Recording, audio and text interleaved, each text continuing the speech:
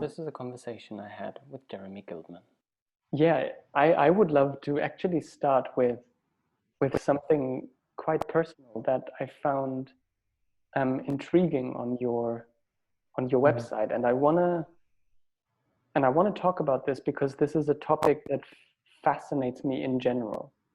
Um, Mm, so I stumbled across it a couple of times, but especially on your men's work mhm, page, mhm, you talk about how you used to feel separate from men, mm, right.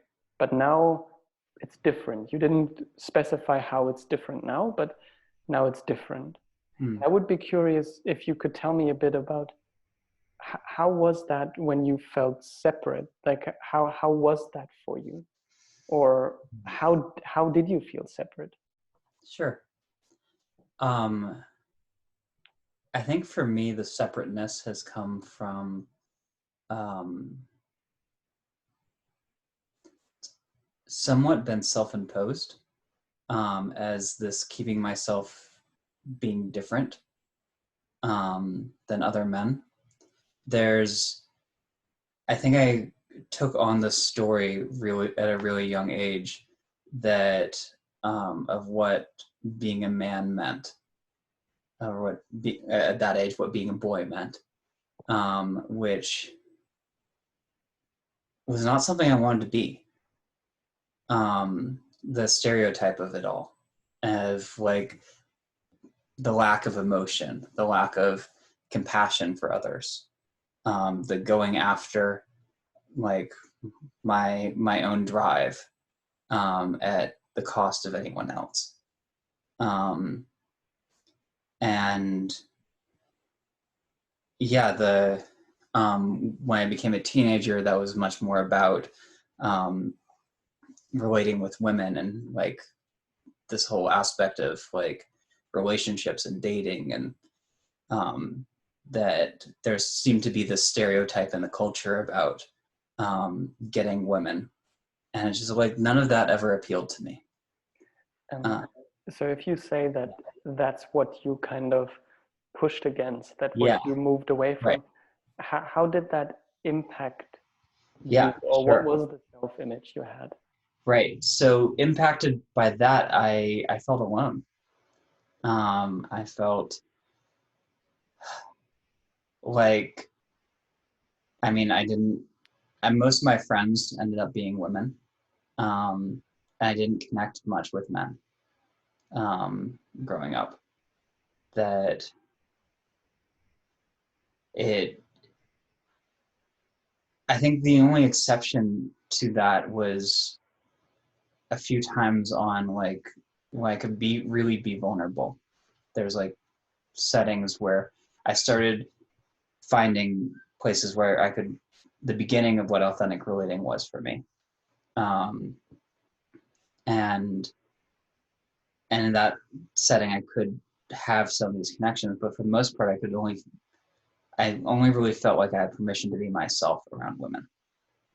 Um, yeah, and I guess what I am in my intention of writing. And sorry, go ahead. How did that being yourself feel and look back then?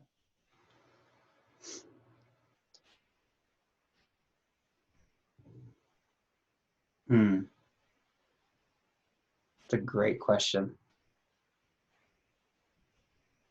It's really interesting because back then, as I think about it, I'm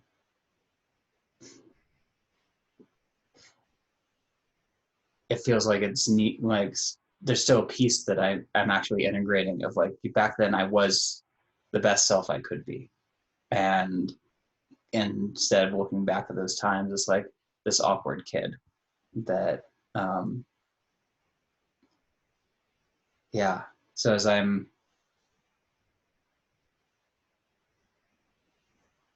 thinking about those times of when I was myself, um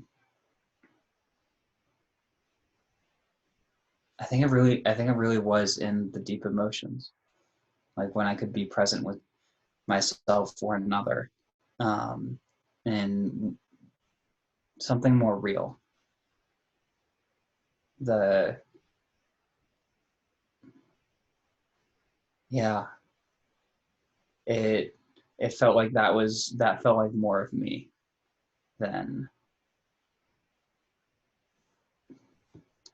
I don't know, the feels like high school and school age had this aspect of um, constantly trying to be liked and be fit in, and it just felt like a game that wasn't real.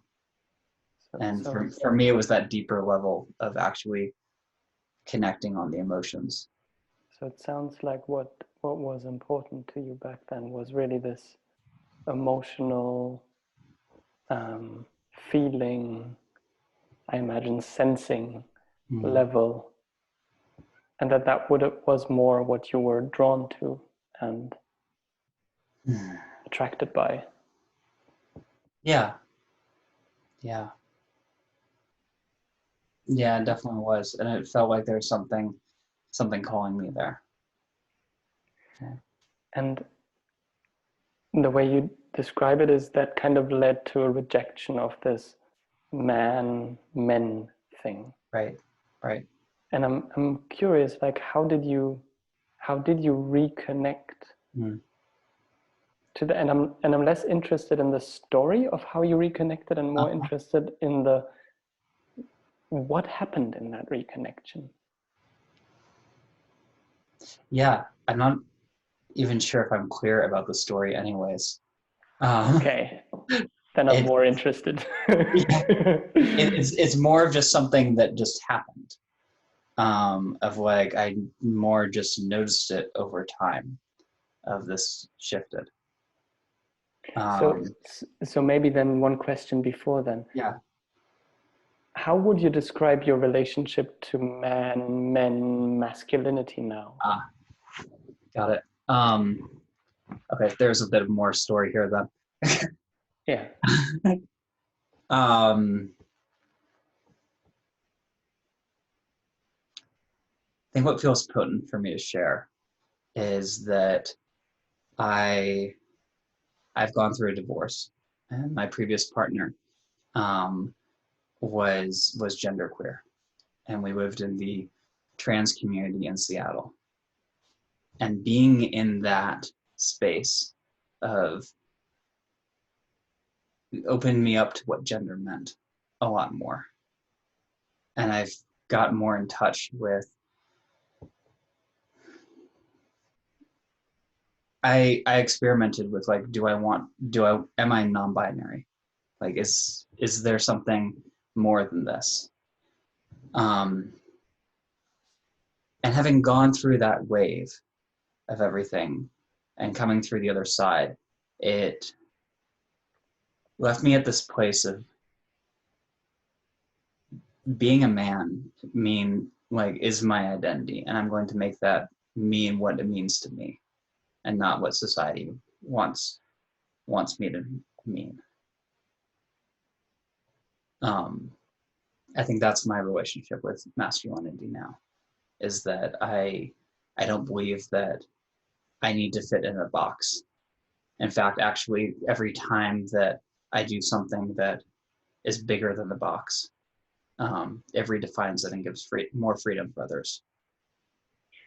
So that sounds like your relationship with masculinity right now is I am me Mm-hmm. and I'm a man. Yes, pretty much. Yeah. And are there still struggles with the sense of, oh, I have to be a certain way, oh, people want me a certain way? Is that still something that you struggle with?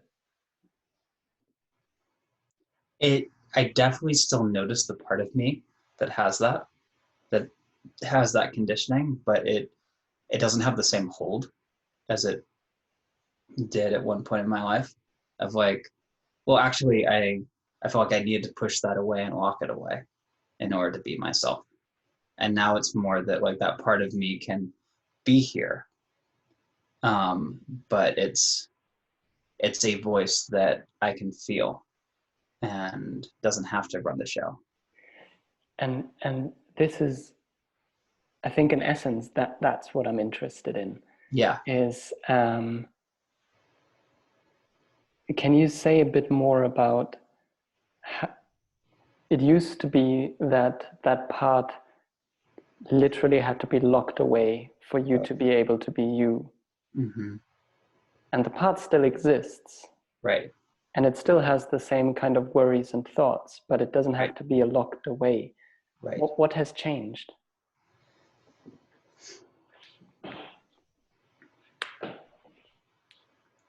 Hmm. One of my favorite quotes is, especially at times when I'm struggling, is I'm bigger than anything that can happen to me. And it's, for me, it's about just stepping into this bigness where I can hold this different part. That even though it can have such a loud voice and be demanding at times, it's letting myself be bigger than that. I think that's what's changed, is that I've learned that skill. And how does that part still impact your life? Um, hmm. Hmm.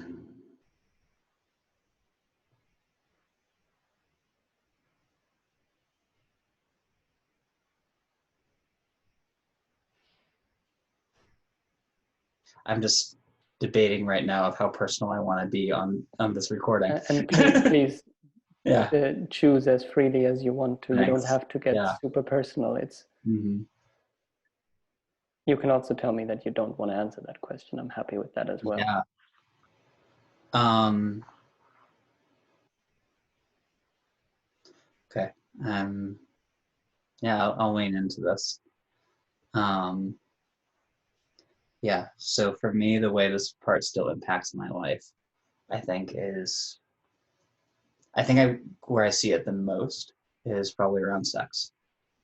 And an orientation to this being a source of self-value, and like rejection feeling really hard when my partner says no.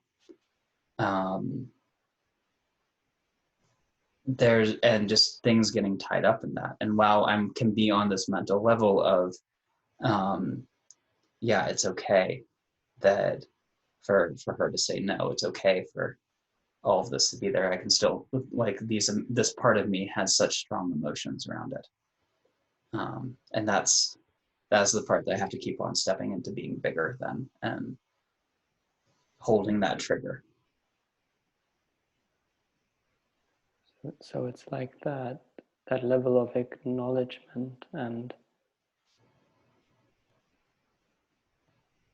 yeah, acknowledgement seems to be the word. Like, you're Yeah. okay, kind of. Right, right. And that it's also okay for me to be triggered. Like, and it's okay for this part to be here. I don't have to shut it down. Like, that I can give that space to have its reaction, but it doesn't have to, like, it doesn't have to completely derail me. That I can, like, I can come back from that. Yeah. Hmm.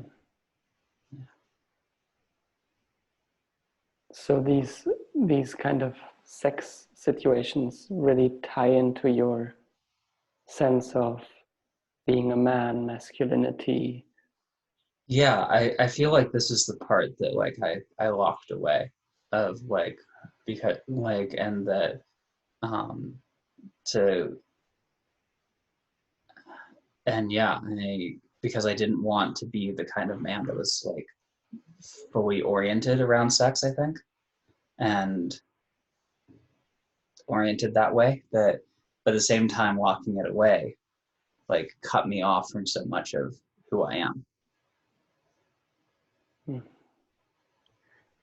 And in your life now, like, what's what's the higher mode or the higher capacity of when this part can be integrated as well, that Mm-hmm. you've found for yourself, that seems to be most true to you? Mm-hmm.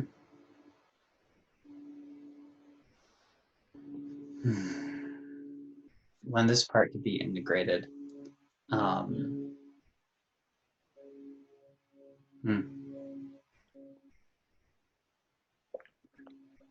it's a few things. Um,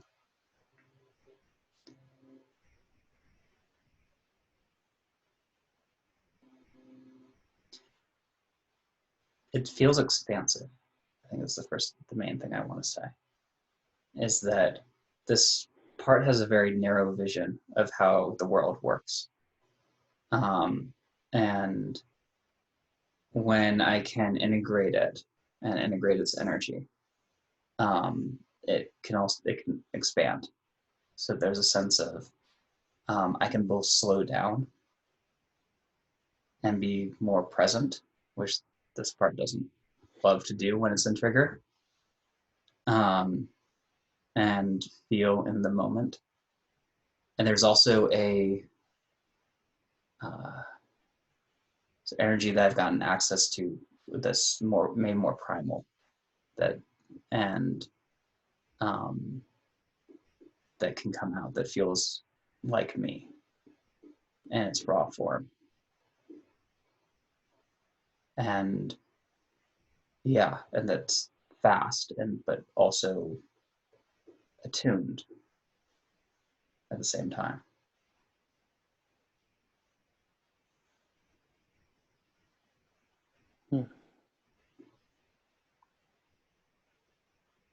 Thank you very much for your openness. That was 15 minutes. Okay, great. So, so in this framework, you now have 15 minutes to talk and actually talk at the edge of your thinking about something. And the invitation is to take where you're at now into that exploration. And I'm here to listen to you.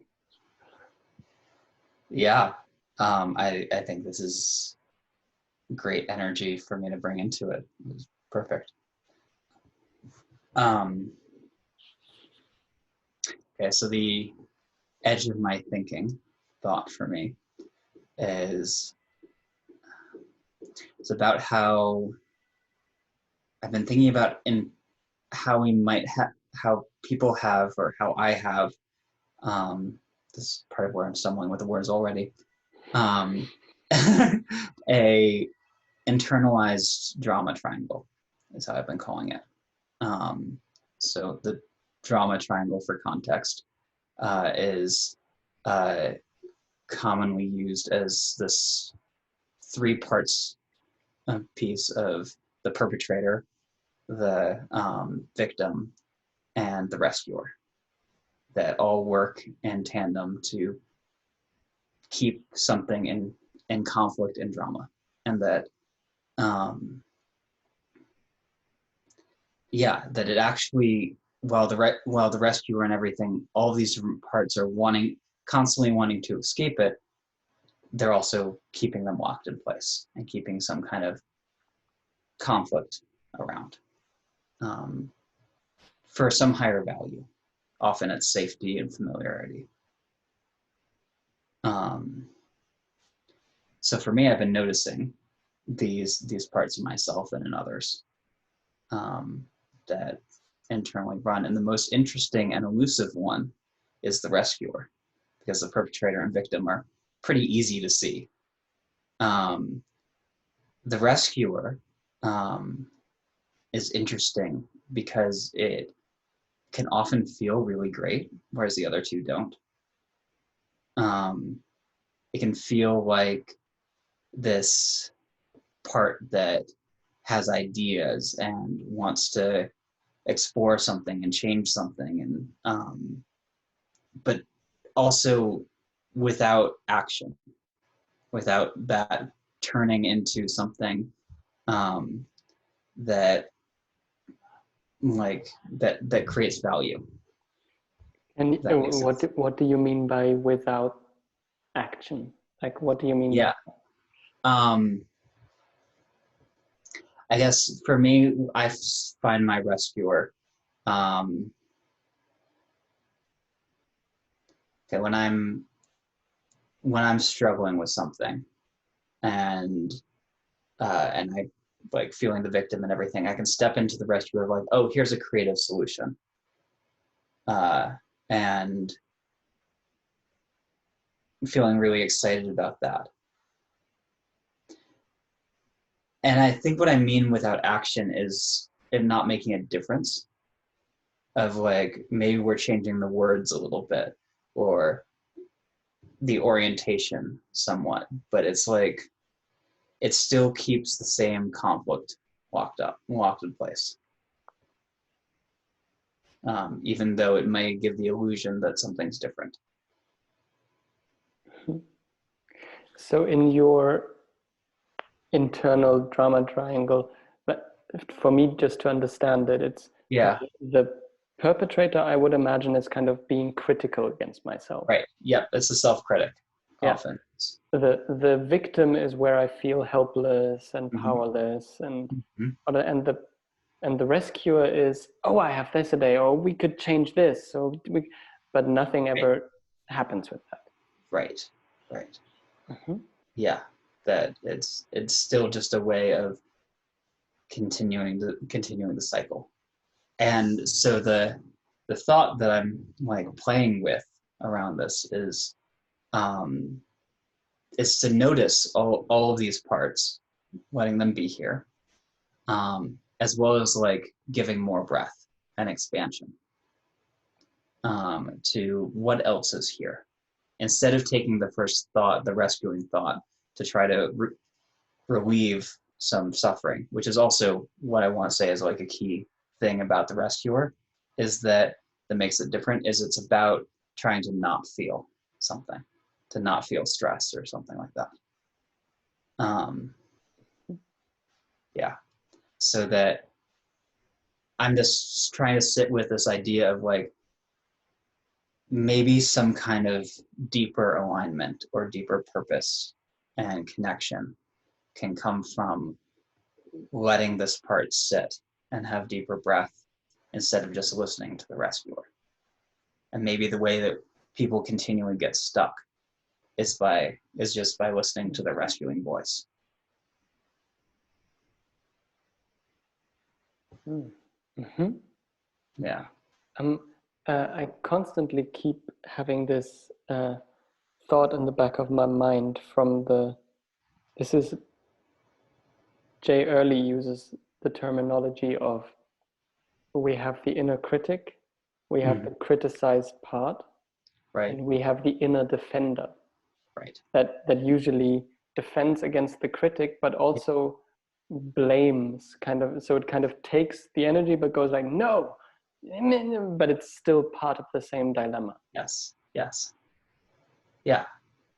And yeah, yes, that's just like different names for the same thing and the same dynamic that happens. Yeah. And the other thing that the rescuer does is it also doesn't give agency to the victim. It takes that power away and validates them like having this lack of power. Yeah.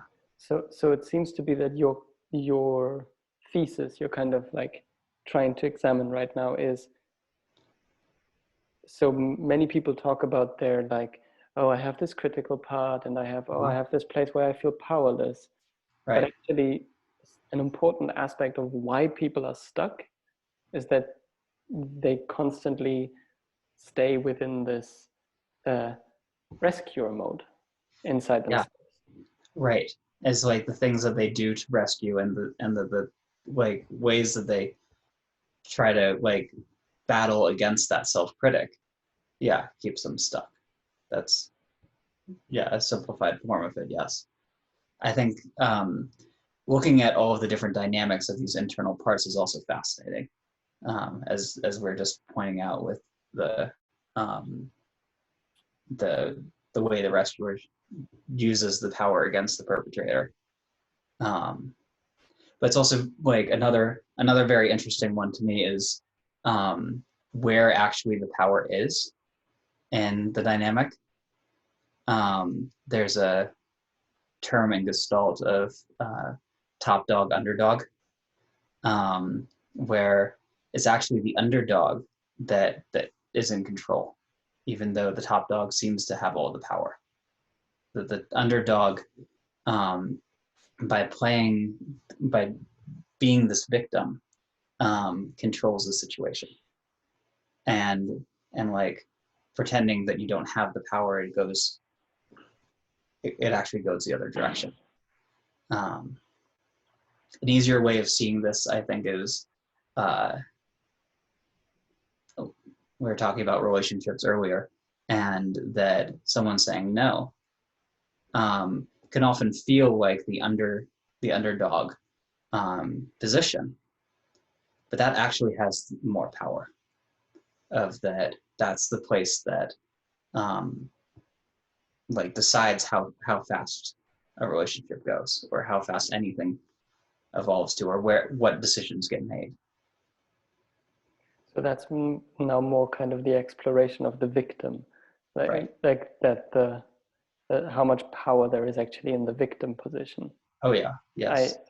I would agree with this. Like it is the most powerful position, also because it's the only position you can ascribe to yourself and stay there. Right. Yeah. And I think that, and to explore the third one, the perpetrator one, I think this is the one that is most in shadow for people, because it's the hardest one to acknowledge in yourself.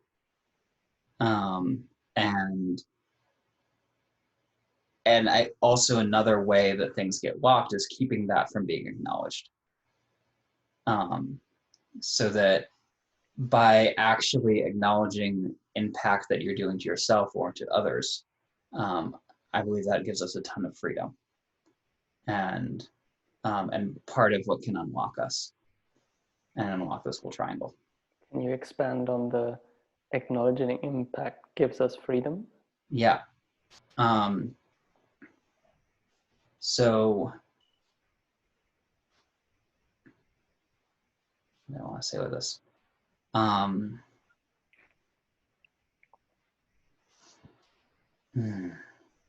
When things are not in our awareness, I believe that they often still can have control over us.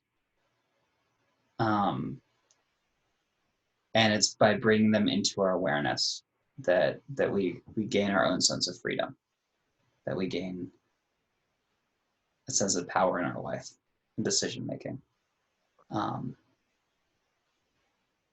And there's a tendency to push away things that are not pleasant, that we don't want to identify as being us. And the perpetrator definitely fits in that category as something that most of us don't want to acknowledge as something that we could be.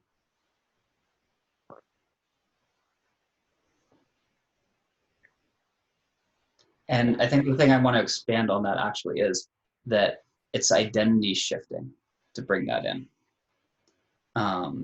Because we define our identity as being the good guy, being the good person.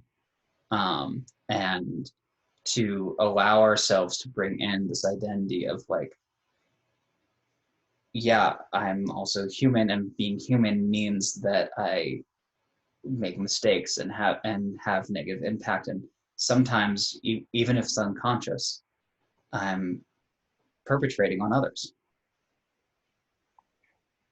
Maybe just as a personal thing from myself is that one of the things I've really been looking at and kind of hating to admit yet having to admit is, for instance, how controlling I am in many ways. And acknowledging that is not one of the things I wake up on Sunday mornings to go like, yay, I'm really controlling. but Right. I have those tendencies massively. Right.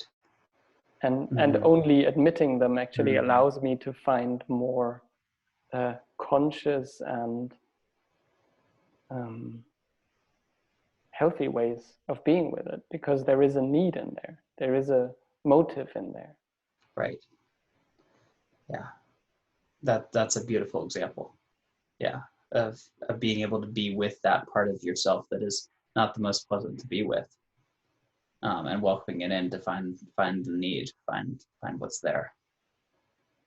Um, yeah, because what I also see in this triangle of like, and in the same way that the way this triangle works with interpersonal relationships is that like the perpetrator isn't wrong. It's holding a stance, and there's a reason that they're acting. There's needs that are underneath that, whether or not they are directly related to the situation. And that if how actually conflict gets resolved is having compassion and like digging down into that of like what is actually happening here, of where's the real hurt. Yeah, I know this thought under the distinction between interpersonal drama triangle and intrapersonal Uh-huh. drama triangle. Yeah. But I am really fascinated by the beginning of this exploration of maybe actually the rescuer has the biggest impact on us staying in the loop. Right. Yeah. Like I find that I don't know if that's true, but I find it a very interesting I perspective. yeah, I've been finding that too. That's what this exploration is, for me, is like that how elusive this rescuer part is, and that the other two, like, even if they don't necessarily want to be seen, like the perpetrator doesn't, but there's still like some obviousness about like the self-critic. And yeah, and the rescuer is different, and it feels like hidden. It feels good. It feels like this is the energy I want to be doing in my life, often, and of relief. Yeah. Relief. I think that's a very good word there. Uh-huh.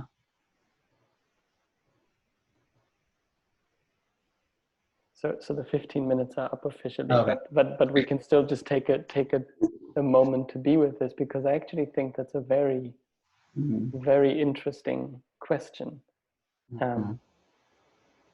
The how this sense of I have to rescue myself, or parts of me are trying to make me feel better, is actually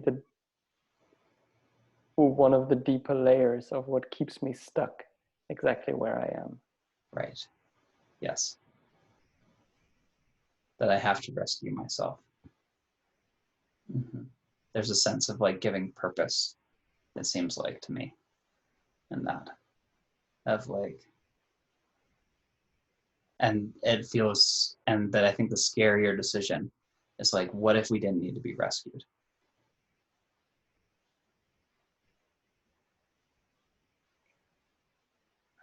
I think there is that doorway of, is it okay to just be with this, even if it's just for a moment?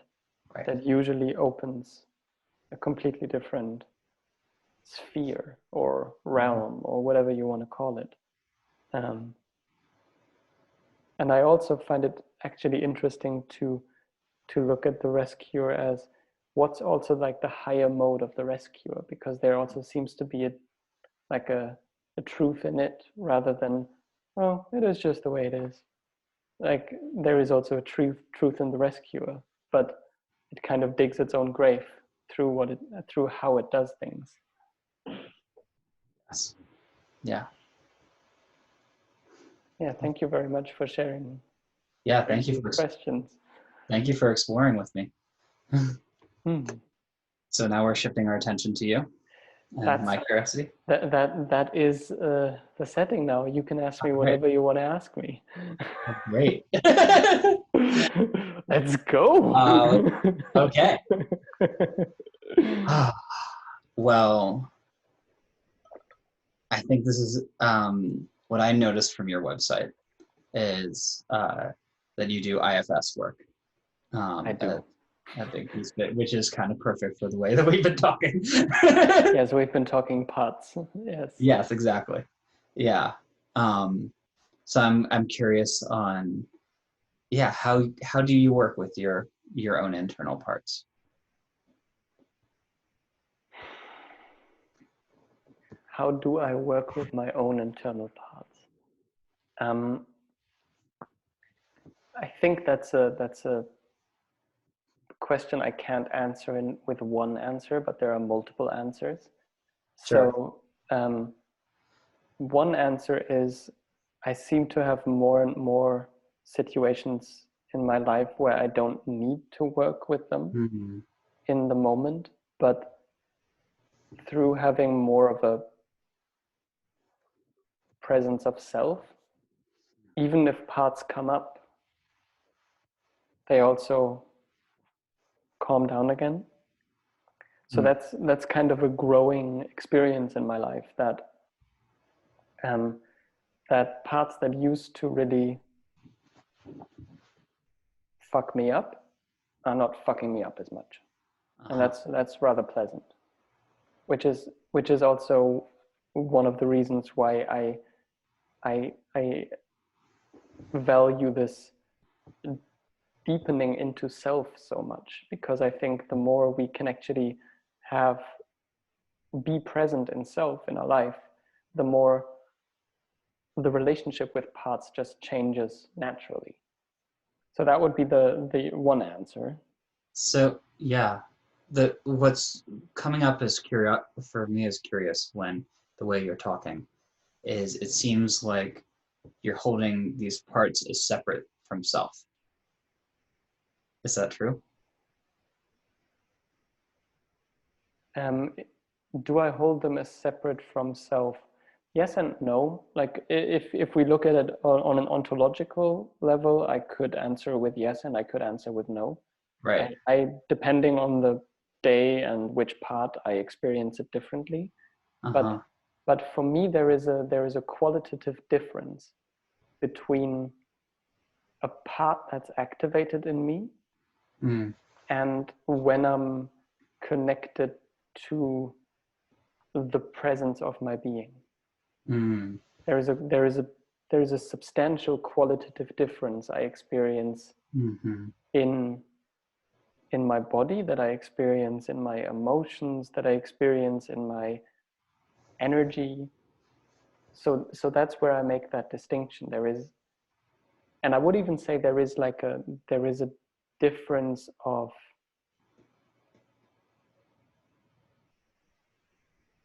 like substance in a way. Like when I'm actually in the presence of myself, there is a different Mm. to it than what a part has, without wanting to downplay them. But there is a different, yeah, I don't have a good word for it, but it's that. Yeah. Yeah. I mean, it's very interesting. You answered my next question, which was like, how can you describe self? And it's this feeling, this like whatever you're describing is this more expansive, or like the connected to the I forget exactly your words, but the whole beingness. Yeah, and I find the point, how can you describe self? I think that's a very interesting and a very tricky question, Yeah. because um, and this is also a place where my exploration goes outside of the lines of IFS. Uh-huh. I love the tools IFS is using. I think Mm-hmm. they're brilliant, and I think they've found such core and important distinctions that I really enjoy using them. But Mm-hmm. for instance, the just defining self as self has these qualities: calm, curious, all of that. Yes, and um, so I actually think there is like an unfolding of self, and I think the deepest answer I've found for myself until now is I really have the sense that there is a different reality to what I would call self than to parts. But I don't have any more words for that other than there seems to be a different beingness. The word integration is coming to mind for me as you're talking about this. Like maybe that's some of the transition. Is that accurate for you? Definitely to some degree, yes. Uh-huh. So I think just some of the parts that used to be massively active in the past have integrated to much larger degrees, and that makes a lot of things a lot easier. Like in my personal example, if somebody used to criticize me, I would get incredibly triggered, and my inner critic would come online, and then my inner defender would come on, and all of that. And the trigger is still there, but it's like 3% of what it used to be. And that just makes a lot of things a lot easier. How much are you yourself right now? Or is there parts online or? There is parts online that like there is some tracking of what's going on. There is a slight bit of worry of, oh God, how is this going right now? There is also just impact from today. I went on a protest here in Germany because of the lockdown situation we have here. That's severely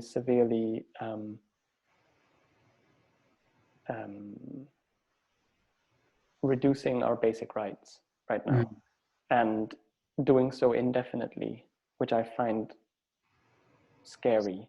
And being at these protests and seeing how the police is interacting with protesters scares me. So I have that still in me, just as an imprint of today. And as I speak about that, that comes more online. Yeah. But what you asked about, am I myself? So there is this sense of quiet and simplicity in which feels less like a, so for instance, I could describe it through sensations, but it doesn't feel like a sensation.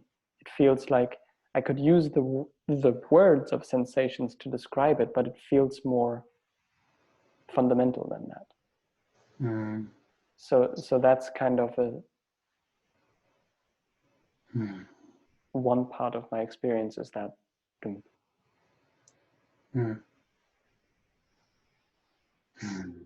So what I'm hearing is that there are these parts of you and stuff alive from the protests today that's still with you, and yet there's a sense of self that, to me, the word grounded comes to mind as you describe that plunk of like, that can ground your experience.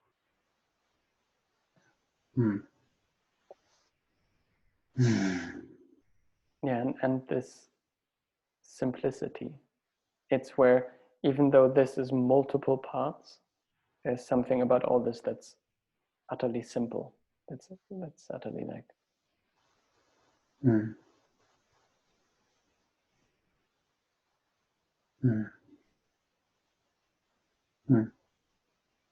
just letting myself feel that for a second before going to another question. Just like there's a sense of peacefulness that I feel with that. Just letting it all be like constellations around it, having this gravitation point.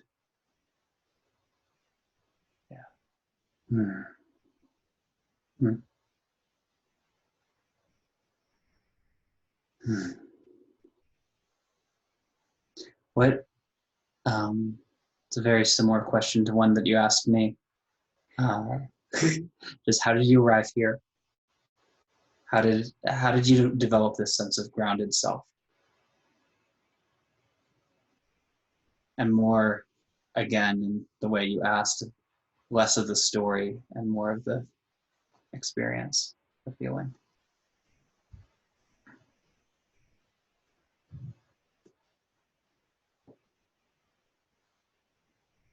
So number one, I don't even know why, but I'm quite touched right now, just sitting here. I think the way I can answer is kind of a mixture of story and experience, which is I kind of found a taste of this when I was in my early 20s. Like I had a pretty big boom experience. But the way that showed up in my life was like a yearning for more of that. And the way I sought that was through intensity. Like I would get into these intense and powerful, and I think in one way, absolutely important experiences, but I would kind of be constantly on the hunt for them.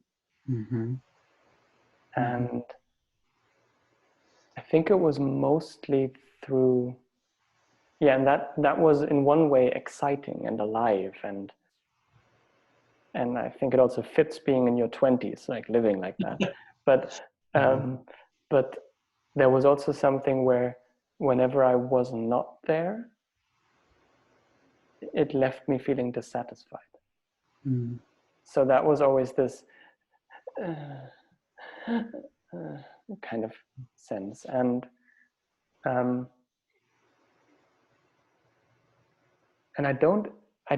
can't like point a moment or a specific experience, but there is something about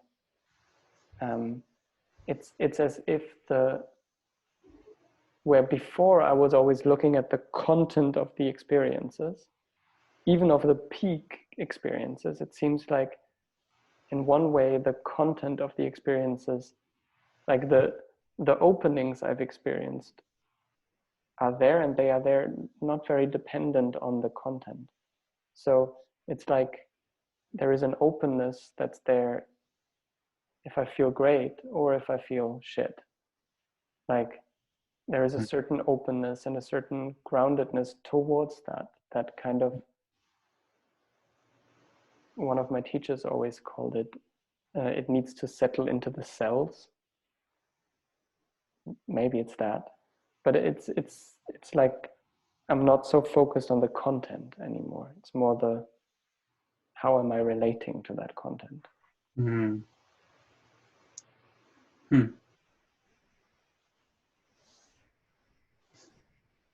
So I'm hearing that there, like in your 20s, you had this sense of looking for the big experiences and being really focused on the content. And there seems to be this shift now that you're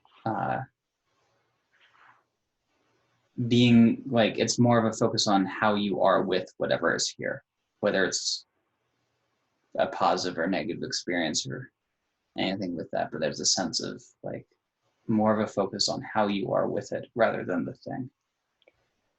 And yes and no. Like I think it's not so much a focus. It's not something I consciously do. Like it's not like I wake up in the morning and say, hey, today I'm gonna I do that explicitly when I do like sessions with myself, because I find that that's the easiest way I can get to a sense of like to a deeper presence is asking myself, what is it like for me to be with this right now? But it seems to really be more of an undertone of my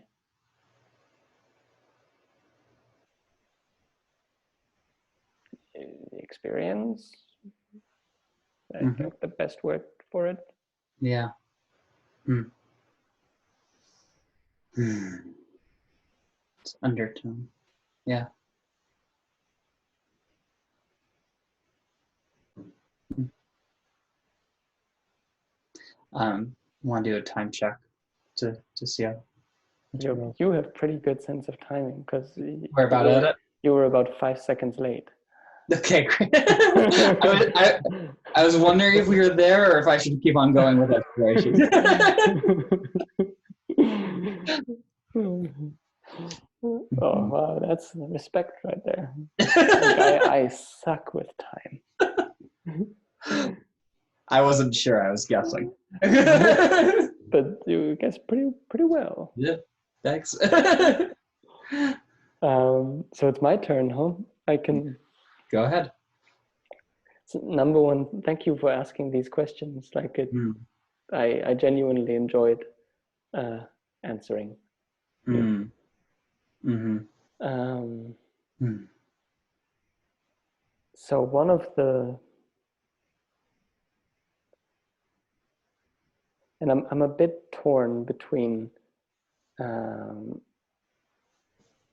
talking about what I'm thinking about in my research and in my work, and actually talking about this a more political situation, and I feel a bit worried about that because I actually don't want to get into an area where I'm less knowledgeable and where I can potentially have just bullshit opinions. But I noticed that this being at this protest today, and not just today, but also last week, is really deeply affecting me right now. And that the thoughts I'm having around what is happening right now, and really this question of what is going on,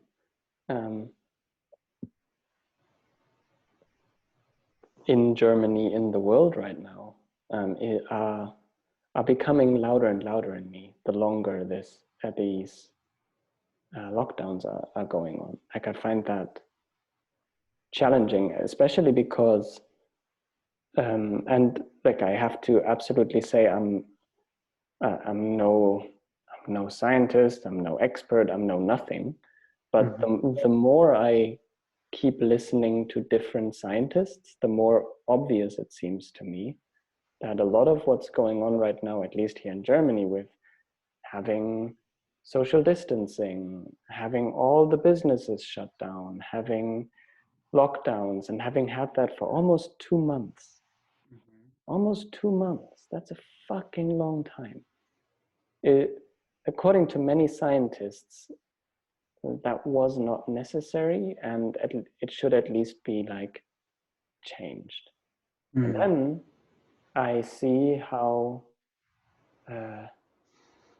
at least the media here keeps on telling us we know we have to wait for a vaccine, and this may continue until 2024, and then I'm at this protest that's it's not actually officially a protest because we're not allowed to protest right now in Germany, which is one of those, like, that's kind of an important thing in a democracy. I think the thing that really deeply impacted me today was, and this actually is shaking me at a core foundation. I was at the protest last week, and a group here has called for what they call ignorance meditations, where, because the rules are we're supposed to keep 1.50 meters distance from other people. We're not supposed to be in groups, distance. So what they suggest is you sit down, you make sure you have an area around you of 1.50 meters. You just sit down, you put on big headphones, so you don't even hear what's going on, because there are lots of people screaming and saying, we want this, we want that. None of that. You just sit down, you meditate for 1 hour, and you leave. That's it. That's our protest. That's us showing we don't agree, but we stick to all the rules. We're here to show that we disagree. And we we peacefully leave. And last week I was at the protest, and I did that. And it was actually like, when I started, there were many people around me standing, walking. And after half an hour, I, for the first time, opened my eyes, just kind of looking. And there was almost nobody left around me. And I was surrounded by police. And I was like, what? But they kept me sitting there for an hour, and then I left. And that was it. But it was a scary experience. And today, I went again, and I actually this time made even like I made the setting even more clear, so that I had like 2.50 meters distance to the next person. And I was sitting there, and I know that this whole time nobody came closer to me than a meter ever. And at some point in time, so even if I look through these the lenses of these are the rules, social distancing, all of that, yada yada, I didn't break those rules. But then the police decided to kind of like get rid of all the people there, and that included all the people who had their own area and were sitting there, abiding by all the laws. Mm-hmm. And they basically came to all the people. I was there with 4 people I knew, and they just said, look, you have 2 options. You leave now, or you're arrested. And they arrested one of us, just because he was like, can I ask a question? And the answer was, no, you're arrested. And yeah, I walked away because I didn't want to be arrested. But the really deep question is like, what's happening there? And the deeper question in me is, how do I position myself there? Because this just feels terrifying. That's where we're at. That I can even get that they would arrest people who come together in groups of 10 and they're standing right next to each other, because that's obviously against the official rules. I don't agree with that, but I can get it according to the rules. But we were sitting there. We were keeping the distance. Right. And all we were doing was sitting there. We didn't have a sign that said we weren't protesting. We were just sitting there. And that's, yeah, I still don't know what to make of that.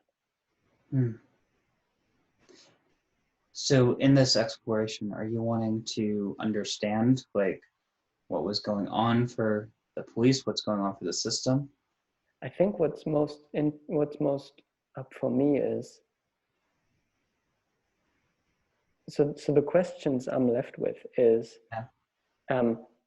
like, so there are two kind of perspectives on this. One perspective is, they're doing this for safety right now. As soon as they know we're safe, they're gonna change all the rules again, and everything's gonna be back to normal. The other perspective is, this is dangerous, and this could deeply affect our democracy and our laws. I tend more towards the second one. And I think the really deep question, like one of the questions I have is, should I have just stayed sitting and have them arrest me? Would that have been the right thing? Because that would have been, I came here to sit for an hour. I still have 5 minutes to go. I'm going to finish this, or you take me. Like, I have that as a question in the back, as one question in the back of my mind. And the other question is, am I just seeing things? Is this just me kind of seeing bad intentions where there are none? I don't know. And if this is really like if they are taking away some of our basic rights, what's the way to deal with that? Like, I think it's really that's the question where I'm trying to position myself, and where I'm trying to just figure out, as a human being, as a dude in this world. What's up? And what's my point? Yeah. I mean, I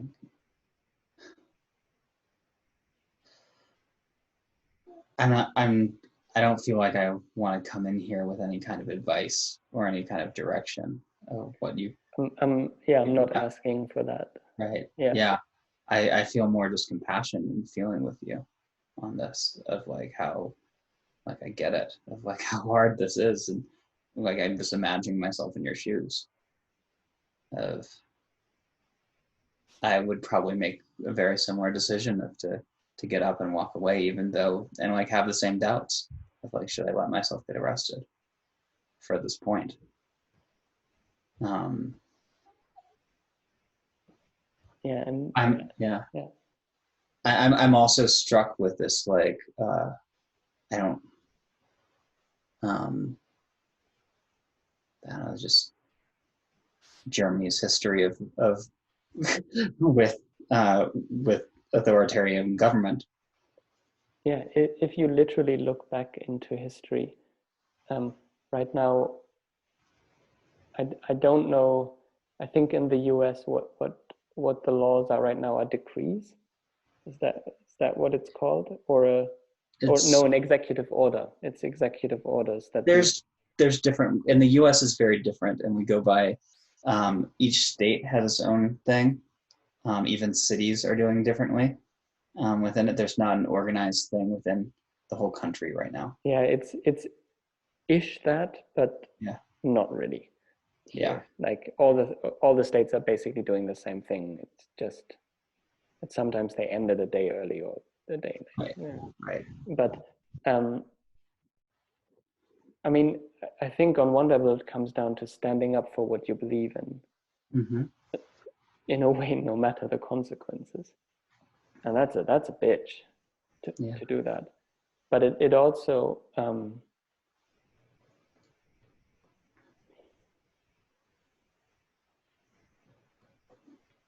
it also comes down for me to a deeper inquiry of, can I trust my assessment? Because I for instance, cognitively, I know that my mind prefers conspiracies to non-conspiracies. That's one of the ways I process reality. I am aware of that. So I could be seeing something dangerous happening where there is actually nothing. Like, I just want to be aware of that. What's the advantage of that part? What's the purpose of that for you? It's me wanting to make sure that I'm not just acting on a story that's not based in reality. Yeah, I get that. My actual question is on the part of you that sees conspiracies, where there might not be. One of them is entertainment. I love thinking about conspiracies. That's just fun. That's just very entertaining. It's also, I often actually feel like if I look at official politics and I try to understand what's happening in the world based on that, I never get it. I just don't understand it. Whereas if I look at it as there's super powerful corporations that try to further their influence through this, then suddenly things make a lot more sense. So maybe it's also just me either not having understood politics very well, or but it just makes a lot more sense to me if I look through powerful corporations, the deep state, whatever that is in the end. But they just make stories that make more sense to me. And I notice I have one part in the back of my mind asking, like, could you please agree with me or disagree? Or like I'm getting insecure in this position of just putting myself out here of like, this is how I feel, this is how I function. So Awesome. I have that. Wow, I really appreciate you naming that piece of like what was going on. I'm sitting here listening to you, wondering what you're wanting in this. Yeah. I actually think what I'm wondering, what I want is, on one level, I have a part that actually wants you to go like, yeah, I can totally get that. So Mm-hmm. that's the more like young part in this. Um, on another level, it's moving what happened earlier, and Mm-hmm. I think it's really this deep question of, what does it mean to stand up for what I believe in, even acknowledging that what I believe in might be wrong. Mm-hmm. The sense I make of this right now, where I have a sense Mm-hmm. that this is about taking certain rights away, this is about implementing um, certain laws that wouldn't be implementable otherwise. I might be completely off with that, Mm-hmm. but even for the chance that I am right, I want to stand up for that. I want to say, no, I don't want that. Mm-hmm. Yeah. Mm. That. And I, and I, I'm. Yeah. and I think at the core, it's really that struggle, is that there is like this power also in standing up for that point, but there's also such a deep vulnerability in standing up for that point.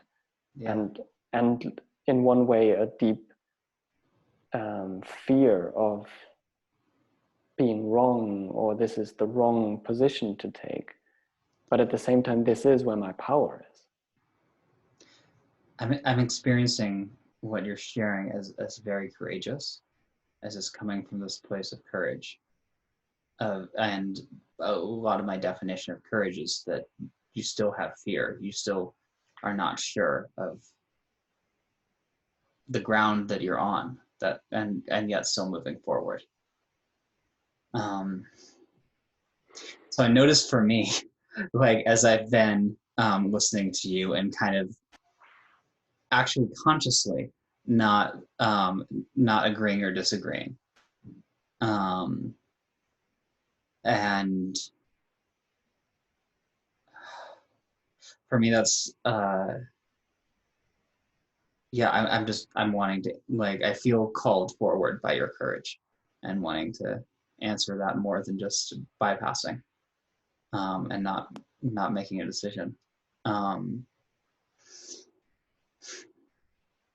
and yet at the same time, my real answer is I don't know right now. Yeah. Um, And and yeah, I don't like, on one level I want you to give me an answer, and on another level I don't. Like on right. another level, I'm very interested in knowing what your perspective is, because I Mhm. actually think in these times, Yeah. I think it's so important for people to form their own opinion on what is happening right now and what is my position towards this. Um, and uh, and I have to do that on my own, and I have to stand up for it. Like, that's the truth of the matter, and that's difficult. Mm-hmm. And my 15 minutes are up as well. um, but Okay. maybe we can find a smooth way Yeah. to close I, this I down. I think I do want to attempt to answer Mm-hmm. this to be with this. Um, and I think what I want to say is I as this pandemic has gone on, my views have gone in waves of things. I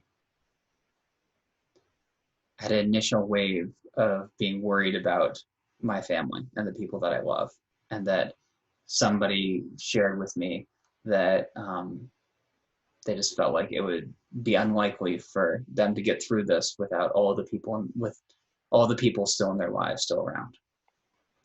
And that just hit me really hard, of like really worried and just like wanting to reach out to my family that's older and the people that are at risk of like, please stay safe.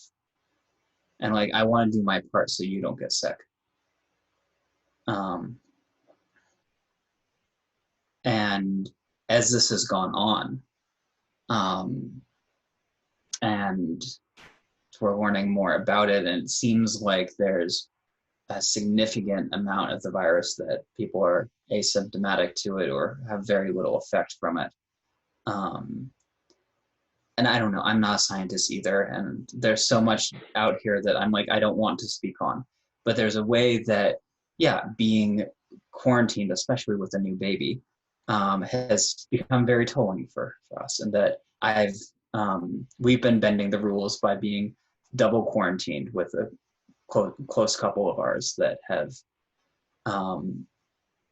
allowed us to have breaks of not just being us by ourselves.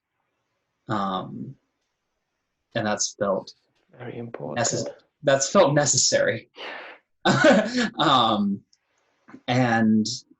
at the same time, like, we're starting to let that circle grow slowly, and it's feeling more natural to do that now. And I can't quite explain why now instead of before. And when it comes to this aspect of like the authoritarian government coming in and telling us what to do, like I feel that too. And actually I feel like, at least in the United States, what it seems like to me is more of like it's always been here. It's just less of a veil than before. And I'm actually feeling a little encouraged by that veil being lifted more, of like, what can we do about this? That more people are seeing it. Yeah. So it's kind of both for me, of like, I don't want to necessarily go against like all of the recommendations and everything like that, but at the same time, there is a natural loosening that's happening. And I also like am very concerned about the erosion of freedom and societies in the world. And there is a lot happening here in Germany as well, in the form of people like forming.